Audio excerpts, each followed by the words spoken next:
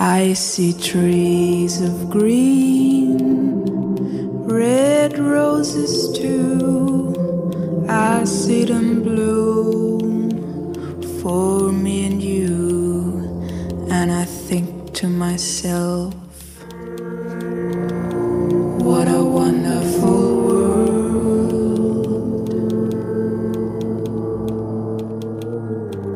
I see skies of blue and clouds of white, the bright blessed day, dark sacred night.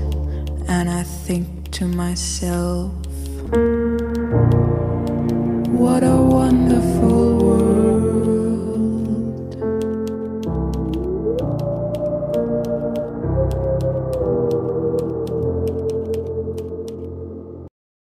Hai manusia, apa jadinya jika kamu bertemu dengan dirimu yang lainnya di alam semesta ini?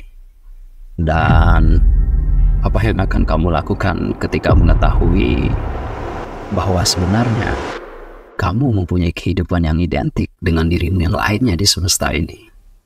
Apakah kamu akan bertukar tempat dengan versi dirimu yang lebih baik? Atau mungkin kamu akan mengunjungi seseorang yang sangat kamu rindukan, di mana di alam semestamu seseorang itu sudah lama tiada, tetapi di realitas alternatif ini kamu bahkan bisa memeluknya. Hal ini bukanlah sesuatu yang mustahil. Di semesta alternatif semua bisa kamu lakukan, dan semua kemungkinan yang tidak ada di realitasmu bisa terjadi. Have you ever met that guy? You would love pizza. Seems very familiar. Weird beard. Inilah yang kita sebut dengan dunia paralel.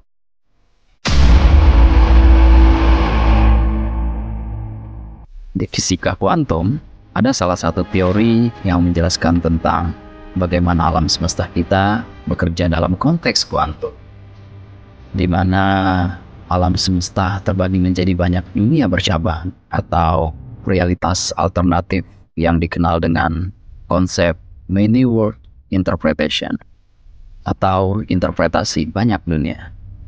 There could be a universe where you have a twin brother or a twin sister. Another universe where you could be a billionaire. Another universe where you could be a mass murderer. And believe it or not, you can calculate that number using quantum mechanics. Baiklah, sahabat entitas 369, sebelum kita memulai pembahasan ini lebih jauh, saya ingin mengingatkan bahwa konsep yang akan kita bahas di sini adalah konsep dunia paralel atau realitas alternatif, bukan tentang time travel atau perjalanan waktu, yang mana technically kedua hal tersebut merupakan konsep yang berbeda.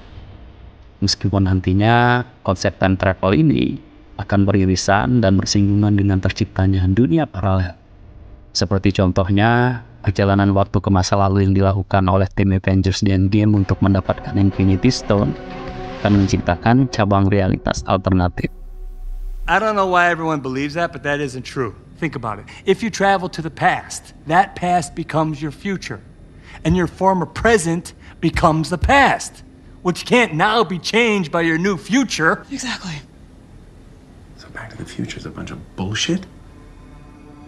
Nah, konsep time travel sendiri akan kita bahas di video terpisah. Jadi, jangan lupa nyalakan lonceng kalian dan stay tune. Jadi begini, konsep interpretasi banyak dunia sendiri bukanlah hal yang baru di fisika. Konsep ini sudah diperkenalkan oleh fisikawan Hugh Everett III pada tahun 1957 dalam tesis doktoralnya di Universitas Princeton. Dalam tesisnya yang berjudul Relative State Formulations of Quantum Mechanics, Everett menjelaskan bahwa setiap kali sebuah sistem kuantum berinteraksi dengan lingkungannya dan mengalami proses yang disebut dengan pengukuran atau observasi, maka alam semesta akan membagi dirinya menjadi banyak dunia bercabang atau realitas alternatif yang kita sebut dunia paralel. Nah, di teori many worlds interpretation, ada salah satu aspek yang sangat menarik, yaitu prinsip superposisi. You can see how everything is just a random rearrangement of particles in a vibrating superposition. Jadi, superposisi sendiri adalah konsep di mana partikel subatomik seperti elektron dan foton ataupun teman-temannya dapat berada dalam banyak keadaan atau posisi secara bersamaan. Salah satu eksperimen paling terkenal dalam prinsip superposisi adalah eksperimen kucing Schrödinger. Nah, buat yang belum tahu, eksperimen kucing Schrödinger adalah sebuah eksperimen pemikiran dalam mekanika kuantum yang diajukan oleh fisikawan Erwin Schrödinger pada tahun 1935. Dalam eksperimen ini, sebuah kucing ditempatkan dalam sebuah kotak yang berisi partikel radioaktif. Menurut prinsip superposisi, sebelum kotak dibuka untuk dilihat, kucing dianggap berada dalam keadaan superposisi, yang artinya kucing itu bisa saja hidup dan mati secara bersamaan karena adanya partikel radioaktif yang bisa terurai ataupun tidak terurai secara bersamaan. Eksperimen ini sendiri bertujuan untuk mengamati keanehan-keanehan yang ada di dunia kuantum, di mana konsep-konsepnya dapat menyebabkan situasi paradoks atau sulit dipahami secara intuitif. Situasi paradoks yang dimaksud adalah karena bertentangan dengan kenyataan yang ada di kehidupan kita. Dalam dunia nyata dan berdasarkan hukum di fisika klasik, sesuatu biasanya hanya bisa berada dalam satu keadaan pada satu waktu tertentu. Tetapi di dalam fisika kuantum, prinsip superposisi memungkinkan suatu benda atau objek, dalam hal ini partikel subatomik, untuk berada dalam beberapa keadaan sekaligus yang dapat menghasilkan situasi yang tampaknya bertentangan dengan kenyataan dan intuisi kita. Gimana? Bingung kan? Baiklah, untuk lebih memahami keanehan pada prinsip superposisi yang terjadi di fisika kuantum, kita akan menggunakan analogi yang jauh lebih sederhana dan menggunakan pendekatan pada prinsip fisika klasik. Contohnya pada eksperimen melempar dadu.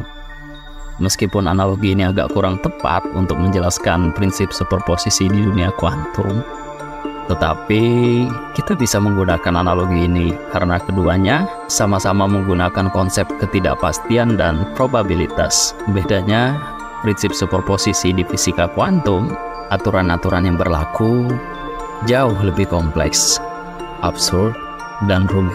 Seperti contohnya yang terjadi pada eksperimen kucing Schrödinger tadi. Nah, saat melempar dadu, sebelum hasilnya diamati, dadu bisa kita anggap berada dalam keadaan superposisi, di mana semua hasil yang muncul mungkin terjadi dengan probabilitas yang sama. Bisa saja yang muncul adalah dadu bermata 3, atau 6, atau bahkan 1.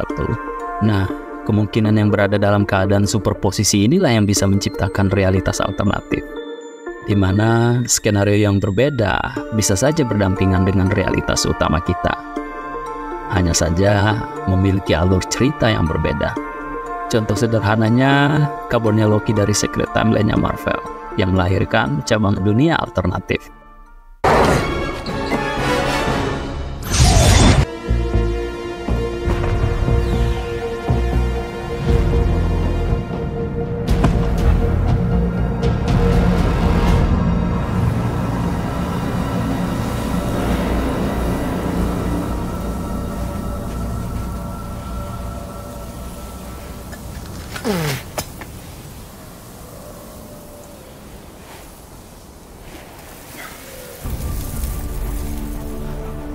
Lalu, apa hubungan prinsip superposisi dengan dunia paralel? Nah, disinilah keajaiban terjadi. Simak dan dengarkan baik-baik. Kita akan menggambarkan contoh dan keadaan superposisi dalam kehidupan kita di dunia nyata. Contoh sederhananya, keadaan superposisi bisa kita analogikan ketika kita membuat suatu keputusan. Dalam kehidupan sehari-hari, kita sering dihadapkan pada situasi di mana kita harus membuat keputusan. Tetapi kita tidak yakin dengan keputusan dan pilihan mana yang akan kita ambil. Nah, sebelum kita mengambil sebuah keputusan tersebut, bisa dikatakan kita sedang berada dalam keadaan atau situasi superposisi, di mana berbagai kemungkinan yang dihasilkan dari keputusan yang akan kita ambil tadi dapat terjadi secara bersamaan. Yang artinya, untuk setiap keputusan yang tidak kita ambil di kehidupan kita, maka akan membentuk cabang realitas baru yang berjalan beriringan dengan realitas kita. You underestimate how the smallest decision can compound into significant differences over a lifetime. Every tiny decision creates another branching universe. Another... You're not paying attention before? Mari kita ambil contoh lainnya untuk menganalogikan keadaan superposisi yang menciptakan cabang realitas alternatif pada kehidupan sehari-hari. Misalnya, setelah lulus SMA, kalian mempunyai sedikitnya, katakanlah 2 pilihan. Pilihan pertama, setelah lulus SMA, kalian berniat ingin melanjutkan kuliah di universitas impian kalian. Dan pilihan kedua, setelah lulus SMA, kalian memutuskan untuk langsung bekerja. Mari kita ke kemungkinan pada pilihan pertama terlebih dahulu, di mana setelah lulus SMA, kalian memutuskan untuk mengambil pilihan pertama, yaitu pilihan yang sangat ingin kalian ambil. Melanjutkan kuliah dan menjalani hidup yang sudah kalian rencanakan semasa SMA. Kuliah di universitas yang kalian inginkan, lalu wisuda, dan kemudian kalian mendapatkan pekerjaan yang kalian inginkan. Tetapi hal itu tidak terjadi. Alih-alih kalian mengambil keputusan pada pilihan pertama, entah karena suatu alasan atau faktor dan hal lainnya, kalian tidak bisa mengambil keputusan tersebut, sehingga kalian jatuh ke pilihan kedua, di mana setelah lulus SMA, kalian memutuskan untuk langsung bekerja dan menjalani kehidupan kalian dengan keputusan yang bisa dibilang bukan keinginan kalian. Dan ya, disinilah kalian sekarang, di realitas di mana kalian hidup atas keputusan yang telah kalian ambil pada pilihan kedua. Di sisi lain, ada diri kalian di realitas di mana keputusan yang tidak kalian ambil tadi. Dalam hal ini, artinya ada diri kalian di cabang realitas alternatif di mana kalian menjalani kehidupan dengan pilihan pertama tadi, yaitu setelah lulus SMA, kalian langsung melanjutkan kuliah di universitas yang kalian impikan, berjalan beriringan dengan realitas utama kalian. Bisa saja diri kalian yang berada di realitas alternatif tersebut menjadi seseorang yang sangat sukses dan menjalani semua kehidupan bahagia sesuai dengan ekspektasi yang selama ini kalian impikan. Sedangkan kalian masih berada di realitas utama kalian, menjalani kehidupan yang 180 derajat bertolak belakang dengan diri kalian yang berada di realitas lain tersebut. Dan mungkin diri kalian yang berada di realitas sekarang sedang menjalani kehidupan yang hancur, patetik, no life, jomblo aku tanpa kekasih, dan bahkan masih menjadi beban keluarga dengan semua penyesalan yang ada. Dan malah kalian berakhir dengan menonton video ini.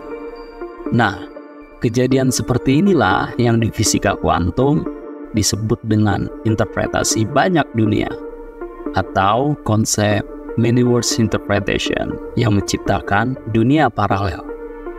Dan jika kalian bertanya tentang bukti empiris adanya dunia paralel atau realitas alternatif yang barusan kita bahas, untuk sekarang memang teknologi dan ilmu pengetahuan yang kita miliki belum cukup mumpuni untuk membuktikan hal tersebut secara langsung.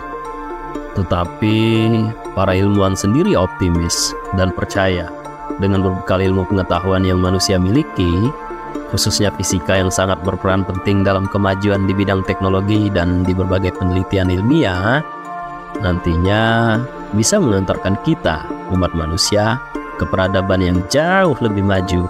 Dan pastinya suatu hari nanti di masa depan, kita juga bisa mengungkap semua misteri yang ada di alam semesta yang saat ini belum terpecahkan. Dan salah satunya misteri dunia alternatif ini. Untuk sekedar renungan, mari kita sedikit flashback ke masa lalu. Dahulu, di zaman peralihan antara zaman kegelapan dan Renaissance, jauh sebelum manusia memasuki zaman modern, seseorang yang mempunyai pemikiran kritis dan mempunyai minat terhadap ilmu pengetahuan akan dianggap sebagai penyihir dan bahkan dianggap gila. Seperti contohnya Galileo, Isaac Newton, dan bahkan Nikola Tesla. Nikola Tesla sendiri contohnya. Tesla terkenal karena kontribusinya di bidang listrik dan teknologi. Namun, beberapa penemuannya dan ide-idenya yang futuristik membuatnya dianggap gila oleh beberapa orang pada zamannya. Salah satu contoh penemuannya yang paling kontroversial adalah konsep penyediaan energi nirkabel, di mana teknologi ini menggunakan prinsip induksi elektromagnetik untuk mentransfer energi dari sumber pengisian ke perangkat yang diisi daya tanpa memerlukan koneksi kabel fisik, yang pada masanya dianggap mustahil dan dianggap sebagai fantasi belaka yang tidak masuk akal karena penemuannya terlalu maju dan jauh melampaui pemikiran orang-orang pada zamannya. Tetapi lihat sekarang, konsep transmisi energi listrik nirkabelnya Tesla yang dahulu dianggap gila pada zamannya bisa kita aplikasikan dan kita gunakan di zaman sekarang. Kita bahkan bisa mengisi daya ponsel kita tanpa harus menggunakan kabel. Ya, wireless charging. See? Bahkan di zaman sekarang pun masih banyak orang-orang yang skeptis dengan kemajuan teknologi dan ilmu pengetahuan. Masih banyak orang-orang yang meragukan pemikiran-pemikiran ilmuwan modern seperti Feynman, Schrödinger, Niels Bohr, bahkan Einstein dan Hawking sekalipun. Banyak yang menganggap konsep dan pemikiran mereka terlalu gila dan tidak masuk akal. Tetapi kembali lagi, menurut saya pribadi, hanya waktu yang bisa membungkam orang-orang yang pesimis terhadap ilmu pengetahuan. Last but not least, ada satu quote dari Isaac Newton yang sangat saya suka dan menjadi salah satu quote favorit saya sepanjang masa. Quote ini merepresentasikan kekaguman saya terhadap hebatnya fisika dan ilmu pengetahuan. Kira-kira bunyinya seperti ini. What we know is a drop. What we don't know is an ocean. Gimana? Apakah video seperti ini berhasil menggelitik rasa penasaran dan keingintahuan kalian yang selama ini terpendam? Atau kalian menginginkan fakta lain tentang hebatnya fisika dalam mengungkap misteri alam semesta ini, yang bahkan mungkin akan mengguncang iman kalian? Jika iya, ikuti terus channel ini dan mari berdiskusi di kolom komentar. Terima kasih atas waktu yang telah kalian luangkan untuk video ini dan sampai jumpa di video-video berikutnya. Who are you in this vast multiverse?